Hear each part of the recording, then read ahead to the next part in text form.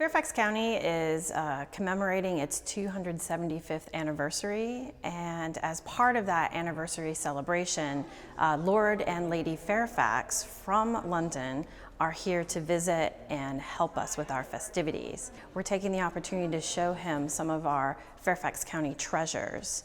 So he is here today at the historic courthouse to see some of the original land documents and see some of the items that his ancestors signed and were responsible for. It's really quite an honor to have Lord Fairfax join us here today to see some of the archival materials that are held here by the Fairfax County courts. Well, this is obviously a very attractive building, old building, beautifully preserved as far as we could see. And you've obviously also got here some very interesting documents. Our American grandfather, one of the great things he did in his life, he collected a lot of stuff for us, and in particular he collected a lot of books to do with the English Civil War and also to do with America. So we have a lot of similar things at home that you have here in the courthouse and in the record. So we've got land grants, and we used to have Washington letters and things like that. The Fairfax is the best known in England because there was someone called Sir Thomas Fairfax who commanded the Parliamentary Army fighting against the King in the English Civil War in the middle of the 17th century.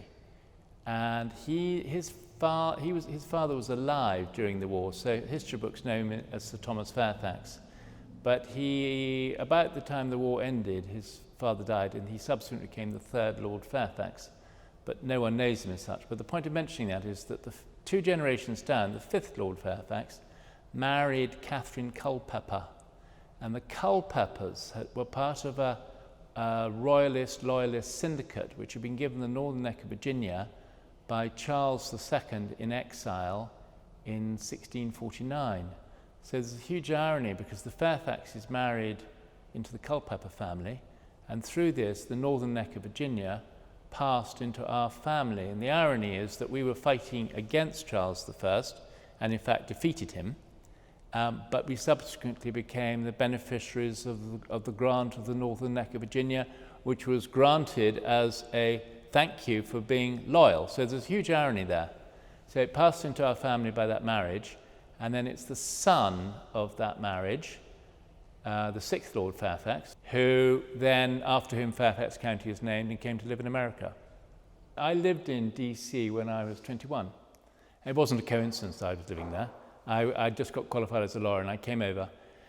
And I worked for 6 months in a big Washington law firm, Covington and Burling, and I kind of discovered the county then, and they discovered me. So I've actually had relations with Fairfax County since probably first 1978.